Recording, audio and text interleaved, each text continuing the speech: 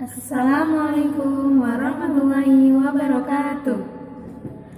Halo teman-teman, kami dari kelas 12 IPS.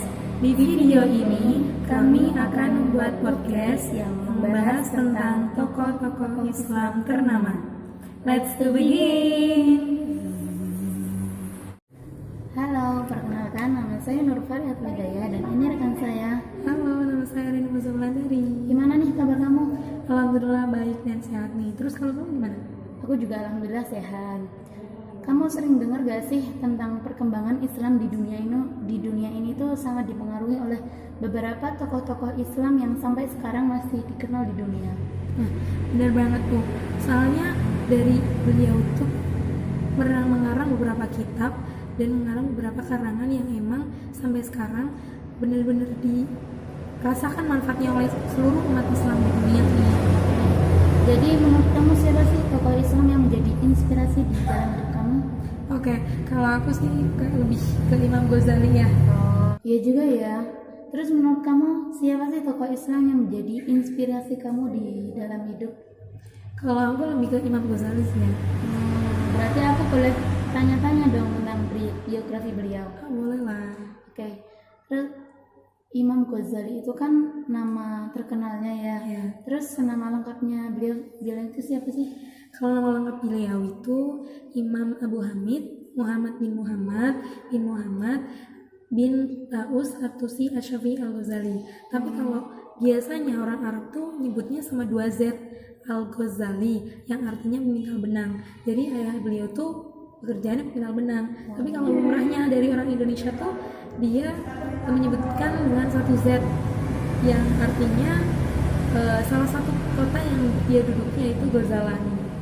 Panjang juga ya namanya. Iya. Panjang ya namanya. Iya. Terus beliau memiliki gelar nggak sih di dalam hidupnya? Kebetulan gelar beliau banyak, tapi yang sampai saat ini termasyhur itu ada 3. 1, Hujatul Islam, pembela Islam. Yang kedua, Zainuddin Hiasan Agama. Yang ketiga, Bahrul Mukhrib. Artinya samudera yang menghanyutkan. Bagus-bagus ya nama arti dari gelar beliau. Dan seperti ulama-ulama lain nggak sih, Imam Ghazali itu pasti mengarang beberapa kitab. Iya, pasti. Katanya beliau juga mengarang beberapa kitab. Apa aja sih? Ya pastinya banyak ya. Cuma yang terpopuler sampai sekarang itu ada beberapa. Salah satunya Al-Basit, Al-Wajiz, terus Al-Wasit, terus ada Makhut Alai, dan yang paling populer dan pasaran banget di Indonesia itu Ihya ini. Mesti dipelajari di pondok-pondok salah satu di Indonesia ya. Dari karya-karya beliau, pasti guru-guru beliau lebih cerdas ya pastinya. Iya pastinya. Jadi pas kecil beliau belajar sama Syekh Ahmad bin Muhammad, terus dia pergi ke Jurjan belajar sama Imam Ali Al-Ismaili, terus dia pergi ke Nisapur, terus belajar sama Imam Al-Haramaini. Terus kebetulan juga dia tokoh Islam ternama nih, tokoh Islam yang benar-benar sufi banget. Kalau itu sih aku juga sedikit tahu ya. Terus apa yang membuat beliau dikenal sebagai ulama yang sangat sufi? Ya, jadi kebetulan beliau tuh sempat mengalami krisis rohani yang meliputi akidah sama beberapa makrifat. Kemudian dia menjauh dari kota Baghdad, pergi ke Syam. Setelah itu dia pergi ke Mekah untuk melaksanakan ibadah haji nih. Setelah itu dia menuju ke Damaskus. Dia mengalami kehidupan yang sangat sufi. Lalu dia ke Damaskus, terus beribadah, hidup jauh dari lingkungan yang banyak penduduk nih. Terus dia menjalani kehidupan yang sangat sufi dengan beriktikaf, terus sering beribadah, berziarah ke makam-makam wali dan imam-imam besar di sana.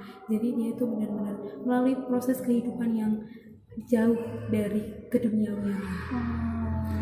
Mungkin cukup ya tentang biografi Al-Ghazali. Sekarang aku mau nanya nih sama kamu, boleh nggak? Ya boleh lah. Jadi tokoh Islam yang paling aku ketahui itu Syekh Junaid Al-Baghdadi. Kebetulan banget sih.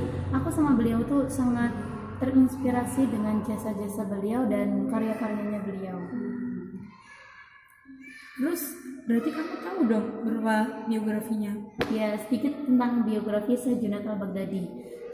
Syekh Junaid al-Baghdadi itu memiliki nama lengkapnya itu Abu Al-Qasim Al-Junaid bin Muhammad Al-Nahawi.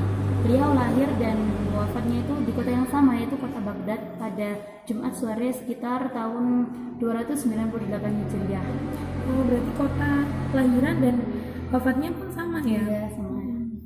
Terus pas pendidikannya itu dia dimulai dari siapa sih? Pendidikan awal Syekh Junaid al-Baghdadi itu dimulai dari paman ibu beliau, yaitu Abu Hasan Sari al-Sakoti. Terus di saat beliau menginjak usia 20 tahun, beliau belajar ilmu fikih dan hadis pada Abu Saur. Dari proses pendidikan lainnya, pasti dia juga mengarang beberapa kitab nih. Ya, Apa aja sih? tentu beberapa kitab karangan beliau yaitu satu Tasih Al-Iradah dan kitab Al-Munajat. Sampai saat ada loh yang di kitab beliau yang disimpan di Selly Oak Library Inggris. Wah, sampai disimpan di negara bagian barat nih ya. Ya. Berarti saking-sakingnya banget nih ya. Untuk itu semakin kesini nama beliau itu semakin terkenal dan tersohor di negara-negara lain dan dijadikan sebagai acuan ilmu tasawuf bagi sufi-sufi sesudahnya beliau. Wah. Oke, sampai di sini dulu pembahasan kita mengenai tokoh-tokoh Islam. Bisa dipastikan beliau Imam Al-Ghazali Dan Syekh Junaid al-Baghdadi berpengaruh besar terhadap perkembangan Islam berkat karyanya, ilmunya, kehidupannya, terus yang menginspirasi intinya ya semuanya. Tidak Tidak ada gading yang retak, tidak ada manusia yang sempurna. Mohon maaf apabila ada tutur kata yang kurang berkenan di hati pemirsa. Sekian dari kami. Wassalamualaikum warahmatullahi wabarakatuh. Dadah.